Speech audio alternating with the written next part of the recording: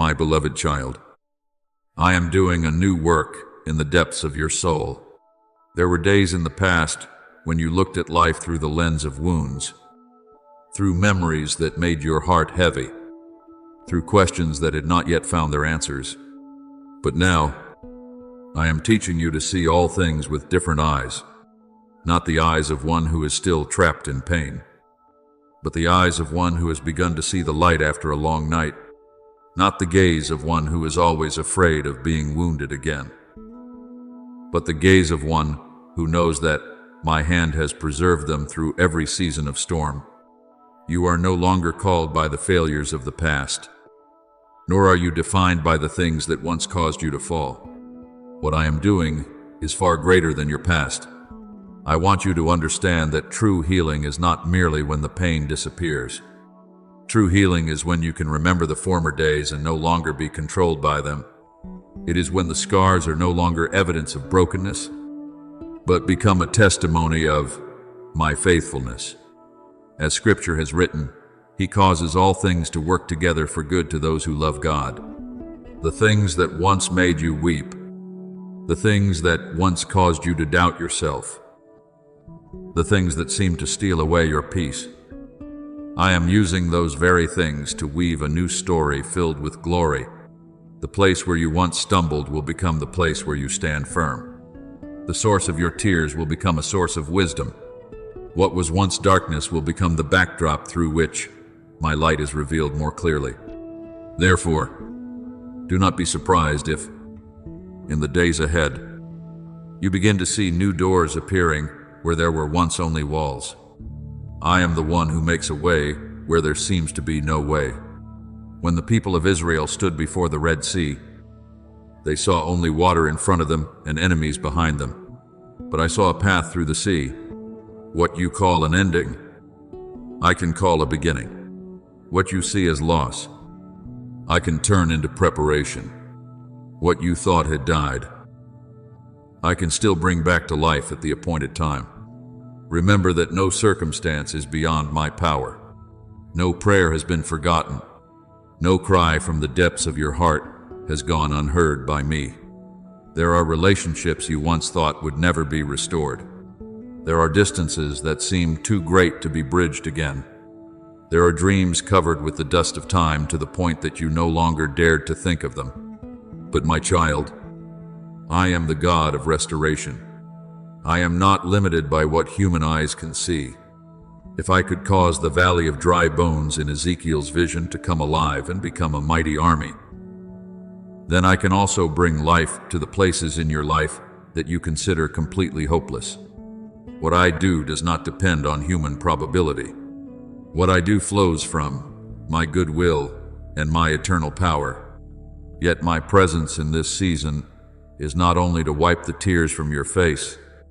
I do not only desire to heal the parts that have been wounded. I am preparing you for a greater purpose. For there comes a point in the spiritual journey when a person no longer only receives, but begins to become a blessing to others. There is a season when the one who was once lifted up becomes the one who lifts others. The one who was once comforted becomes the one who carries comfort. The one who was once rescued from the depths becomes a voice of hope for those still trapped in darkness. Remember Joseph. He was not only delivered from prison so that he could enjoy freedom for himself. I brought him through every trial so that one day he could preserve the lives of countless people during a season of famine. The painful years were not meaningless. The betrayals were not meaningless. The tears shed in the darkness of prison were not meaningless. All of it became preparation for the calling I had ordained for him. So it is with you. The things you have gone through are not for you alone. One day, your testimony will become a light for someone who is in despair. Your perseverance will become encouragement for someone who wants to give up. Your healing will become evidence that my grace is still at work. Do not think that the mistakes of your past have caused you to lose your place in my plan. Look at Peter. There was a time when fear gripped him so deeply that he denied his master 3 times. Yet I did not allow that failure to become the final chapter of his life. After restoration came, He rose and proclaimed the gospel with great power. This is proof that my grace is greater than your weakness. A stumble does not have the authority to determine the future of someone who chooses to return to me. As the scriptures declare, my power is made perfect in weakness. It is often in the very places where you feel most powerless that I reveal my strength most clearly. Therefore, my beloved child, do not live as one who is merely trying to survive from day to day. Live as one who has been called. Walk as one who carries a sacred purpose. I am expanding your vision so that you may see beyond your present pain. I am lifting your soul above old limitations so that you may recognize what I am preparing for you. New pages are waiting to be written. New seasons are waiting to be unveiled. New doors are waiting to be walked through. And as you continue to hold my hand in trust, you will discover that the road ahead is not a repetition of what has been, but the beginning of a new story written by grace, guided by everlasting love, and completed by the one who called you before the foundation of the world. My beloved child, there are times when you look at yourself and see only limitations. You look at your abilities and conclude that you are not enough. You look at your circumstances and believe that you do not possess what others have. You look at your past failures and decide that you are not the right person for greater things. But my child, since when have you used your finite eyes to evaluate the work of the Infinite One? I have never built my plans upon human strength. I am not searching for perfect vessels. I am searching for willing hearts. Remember Gideon when he was hiding in the winepress out of fear of his enemies. It was in that very moment that I called him a mighty warrior. He could not see that in himself. He saw only weakness. He saw a small family, a low position, and little significance. But I did not call him according to his present condition. I called him according to what I had destined him to become. My beloved child, this is how I see you as well. While you are still counting your shortcomings, I already see the seeds of purpose growing within you. While you continue to doubt yourself, I already see the harvest that your life will one day produce. Many people believe that I use only those who have perfected every skill, prepared every condition, and gained enough strength and confidence. Yet the history of my kingdom tells a very different story. I called Abraham when old age had already cast its shadow upon his life. I chose Rahab, whom society once looked down upon, to become part of the lineage of redemption. I used a young boy with 5 loaves and 2 fish to feed thousands. This proves that miracles do not begin with human abundance. Miracles begin with surrender. When a person places the little they have into my hands, I can multiply it beyond anything the world could ever calculate. So do not continue saying that you are too small. The smallest seed still carries within itself the life of a mighty tree. Do not say that you are not capable enough. I do not require you to create strength for yourself. I am the source of that strength. The scriptures declare, not by might, nor by power, but by my Spirit. This means that what I accomplish through you will not depend on what you can do in your own strength. It will be fulfilled through my presence and my power at work within your life. Perhaps right now, you cannot see the whole picture. You want to know where you are going, what will happen, when the promise will be fulfilled, and how the door will open. But my child, if I showed you the entire journey from the very beginning, you would never learn trust. Faith does not grow in control. Faith grows in surrender. When I called Abraham to leave his homeland, I did not hand him a detailed map. I simply told him to go to the place that I would show him. And with every step of obedience, he discovered my faithfulness. Remember a story that is often overlooked, yet filled with meaning in the scriptures, the story of Ananias in Damascus. He was not a famous prophet. He was not a widely known leader. He was simply an ordinary disciple. Yet when I told him to go to Saul, the man who had persecuted the church, He obeyed even though he did not fully understand the plan. It was the obedience of that seemingly unknown man that helped prepare the way for the ministry of Paul, who would later carry the gospel to many nations. Do you see, my child, the greatest things often begin with a simple step taken in trust. Therefore, do not let delay cause your heart to grow weary. A seed does not lose its value simply because it has not blossomed today. A promise does not become untrue simply because it has not been fulfilled at the moment you desired. There are things I am preparing in secret. There are doors I have not yet opened because I am still shaping you for what lies ahead. If you look with natural eyes, you will see only waiting. But if you look with the eyes of faith, you will recognize that everything is still moving under my hand. I want you to learn how to live from the deep places of the Spirit rather than from the reactions of your emotions. Emotions rise and fall like the waves of the sea. Today they may lift you up, tomorrow they may pull you down. But my word does not change. When you learn to build your life upon my promises rather than upon circumstances, you will begin to walk with a new steadiness, like the wise man who built his house upon the rock. Though the rain fell, the floods came, and the winds beat against it, that house remained standing because its foundation was not built upon sand. My beloved child, I am teaching you a new way of living, not a life based on what the world says about you, but on what I have spoken over you, not seeing yourself through the lens of fear, but through the light of grace, not measuring your worth by human approval, but by the everlasting love I have for you. This is a journey, and I do not ask you to complete it in a single day. Take one step at a time. Listen to my voice more than to the voice of doubt.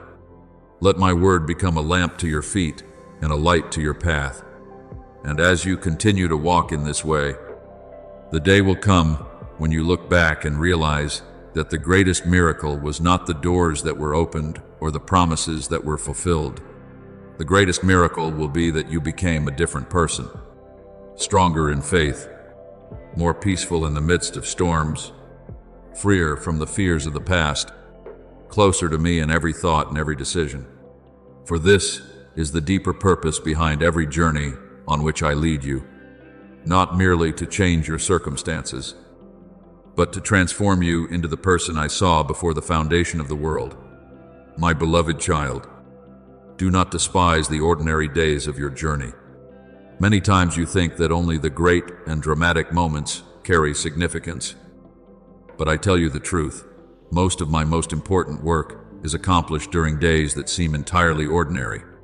In those moments when you rise again after a small disappointment, when you choose to forgive while your heart still aches, when you continue to pray even though no answer has yet appeared, I am quietly building something profound within you. I am not concerned only with where you are going. I am also concerned with who you are becoming along the way. Therefore, no experience is wasted, no trial is meaningless, and no season of waiting is lost in my hands. There are those who pursue outward appearances, striving to project strength before the eyes of others. But I am doing a different work within you. I am not building a surface image, I am building depth. I do not merely want you to speak beautiful words. I want you to possess a soul that has been refined. I am not looking for those who can impress for a moment. I am looking for those who can stand firm when strong winds arrive. Just as a tree planted beside streams of water must send its roots deep before its branches can reach high, so too, the work I am doing today in hidden places will become the foundation for greater things in the future. Do not think that the lessons I teach are merely intended to help you navigate life more easily. I am preparing you for things far beyond what you can presently see. The responsibilities I entrust to you will require a humble heart. The doors I open will require a mature faith. The souls I place along your path will need someone who has truly experienced grace. Therefore, every tear you have shed, every moment you persevered through weariness, And every time you chose trust instead of surrendering to defeat is becoming material that I am using to build a strong and enduring life. Remember the story of Joseph in Egypt. Before he became the one who preserved an entire nation, he first had to learn faithfulness in places where no one was watching. He was faithful in Potiphar's house. He was faithful in prison. He remained faithful when no one gave him the recognition he deserved. It was faithfulness in small things that prepared him for greater things. My beloved child, many times you are asking me to open wide and significant doors, while I am teaching you how to walk faithfully through the door that is already before you. For if you learn faithfulness in little things, I can entrust you with greater things without harming your soul. The day will come when those who encounter you will receive more than advice from your lips. They will sense the peace that flows from a soul touched by me. They will see hope in your eyes even when circumstances are not yet perfect. They will recognize that something different is present within your life, not because you are trying to prove yourself more spiritual than others, but because my presence has become so familiar within you that it naturally overflows. The scriptures tell us that Moses came down from the mountain without realizing that his face was shining. This is the beauty of a life lived near me. People do not need to manufacture light. Light naturally appears when they dwell in my presence. I want you to understand that true power is not the ability to amaze a crowd. True power is the ability to love when you have been hurt, to forgive when you have every reason to be angry, to hope when everything appears hopeless, and to continue trusting when you have not yet seen the results. This is the kind of power that the Holy Spirit is forming within you. It is the strength that enables a person to become a source of comfort during another person's darkest days. It is the strength that allows a timely word to lift a soul out of despair. It is the strength that transforms an ordinary life into an instrument in the hands of God. But in order to step into what is new, you must learn how to lay down what is old. Not everything you carry was created to accompany you into the next season. Some burdens entered your life for a particular reason, but now they have fulfilled their purpose. Insecurity cannot walk with you into the place where I am leading you. Fear cannot become a companion on the journey of faith. Comparison will always cause you to forget the person I created you to be, and doubt will continually try to pull your eyes away from my promises and fix them on the circumstances before you. Therefore, I am gently helping you lay these things down one by one, not through force, but through the revelation of my love. Think of Bartimaeus, the blind man sitting by the roadside. When he heard that Jesus was passing by, he cried out for mercy, and before receiving his miracle, he threw aside his cloak. That was not merely a simple action. That cloak represented his old identity and the life he had become familiar with. In the same way, there are times when you must let go of things that once made you feel secure, but now prevent you from stepping into what I am preparing for you. No one can hold tightly to the past and fully embrace the future with both hands at the same time. Therefore, my beloved child, do not worry about the long road ahead. I am not asking you to complete the entire journey in a single day. I am simply inviting you to take the next step in trust. As the scriptures declare, do not fear, for I am with you. Do not be dismayed, for I am your God. I am not standing only at the destination waiting for you. I am walking with you through every stage of the journey. I am before you to guide you. I am behind you to protect you. I am beside you to sustain you. And when you feel as though you are about to fall, my arm is still there to hold you steady. Keep moving forward, even if today requires only a small step. Take that step in faith, for every step taken in trust is bringing you closer to what I have prepared for you. One day, when you look back, you will realize that the greatest thing was not the doors that opened or the miracles that occurred, but that I transformed you into a person who carries life, hope, and the light of heaven to souls in need of a touch from me. My beloved child, There are things in the spiritual life that cannot be measured by the standards of this world. People often look at position, achievements, or recognition to determine a person's worth. But in my kingdom, those things have never been the focus. What concerns me is not where you stand before the crowd, but where you stand before me. That is why, when I place my hand upon someone's life and call them to walk with me, it is not merely a task or a role. It is an invitation into a deeper relationship, where your soul is shaped by my eternal will, rather than by the fleeting desires of this world. Perhaps many times you have thought that a calling is something grand and distant, reserved only for extraordinary people. But, my child, a calling is not first about what you do, it is about what you become.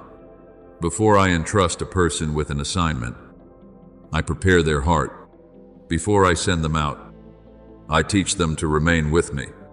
Before I grant them influence, I teach them humility. For the greatest danger is not a lack of ability, but possessing ability without the spiritual depth required to steward what I have given. There are moments when you feel alone, not because I have moved away from you, but because I am drawing you closer to me. When the noise of the world grows quiet, my voice becomes clearer. When your former sources of security are removed, you discover that I am the foundation that can never be shaken. Scripture tells of the prophet Elijah sitting alone beneath a broom tree in despair. He thought he had been left behind. He believed everything was over.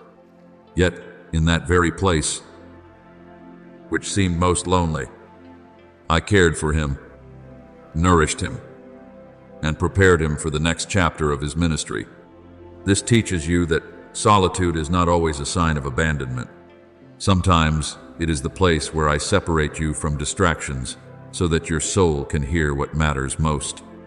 My beloved child, do not fear the empty spaces I am creating within your life.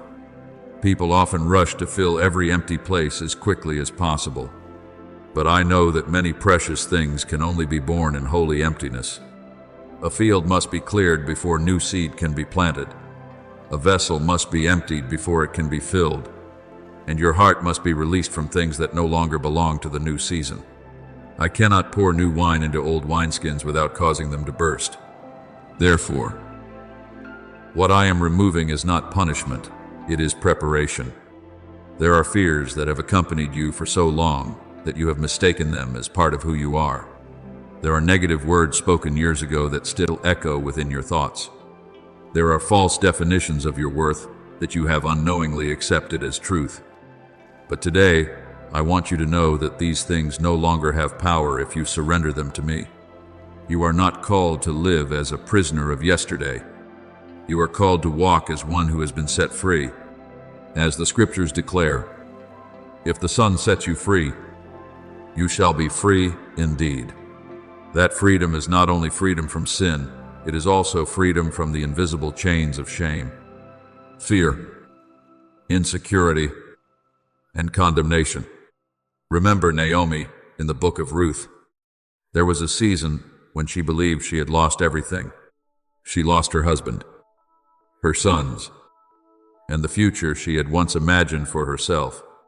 When she returned to her homeland, she said, "Do not call me Naomi, call me Mara," which means bitter. Yet what she did not know was that in the very midst of that season of loss, I was preparing a story of restoration far beyond anything she could have imagined. It was through those circumstances that seemed completely broken that the lineage leading to David, and ultimately to the Messiah, was preserved and continued. Do you see? My child, what you call an ending is often only the opening chapter of what I am writing. Therefore, do not look at your past as a sentence hanging over your life. Look at it as evidence of my faithfulness. If I have carried you through dark days before, I will also lead you through this season of transition. If I have healed old wounds, I will continue to complete the work I have begun. There is nothing in your life that lies beyond my ability to restore. There is no part of your soul so broken that I cannot reach it and bring healing. There are ambitions that I am gently removing from your heart, not because I desire to take away your passion for life, but because I want to purify motives that are not aligned with my will. Some desires are born from the need for recognition. Some efforts are driven by the fear of being overlooked. Some goals are built upon comparison rather than calling. I do not want you to live in order to prove your worth to the world. I want you to live from the assurance that you already belong to me. When a person truly knows their identity in me, they no longer chase after the applause of the crowd. They no longer require constant affirmation in order to feel valuable. They become free to love, to serve, and to walk in their purpose without being controlled by the opinions of others. Think of Daniel in Babylon. He lived in the midst of a powerful empire filled with temptation and compromise. He could easily have chosen the path of convenience. Yet he remained faithful to me in even the smallest matters. No one saw his private prayers. No one knew the inner battles he faced. But it was that quiet faithfulness that formed a man whose influence reached kings. What gave Daniel authority was not the position he held, but the life he lived before me. That is the kind of authority that no kingdom can grant and no earthly power can take away. My beloved child, this is what I desire to give to you as well. Not power to control others, but spiritual authority born from intimacy with me. It is something that cannot be learned through knowledge alone. It cannot be purchased with money. It cannot be attained through status or position. It is formed when your heart and my heart begin to beat in harmony. When what I love becomes what you love. When what grieves me becomes what burdens your spirit. When my will becomes more important to you than your own desires. The scriptures tell us that Jesus often withdrew to lonely places to pray. Before he preached, healed, or performed great miracles, there were always moments spent alone with the Father. This reveals an important truth. Public power is nourished through private communion. A river can only continue to flow if there is a constant source feeding it. A life that desires to bring life to others must first be filled with life from me. Then there will come a time when what I have quietly built within you begins to be revealed. Not so that you may be exalted, but so that my name may be glorified. You will notice that your words begin to carry a different weight, not because you have learned how to speak more eloquently, but because those words are born from truth that has been lived. You will see weary people finding peace in your presence, not because you possess every answer, but because my presence is flowing through your life. As Jesus said, "Whoever believes in me, rivers of living water will flow from within them." Therefore, my beloved child, do not chase after what merely creates temporary impressions. Pursue depth. Pursue authenticity. Allow me to continue my work in the hidden places of your heart, for it is there that I am shaping a person who reflects my image more and more each day. And when the appointed time comes, you will not need to strive to prove who you are. Your life itself will become the testimony. Your peace will become the message. Your love will become the light. And my presence within you will become a refuge for weary souls traveling through their own journeys.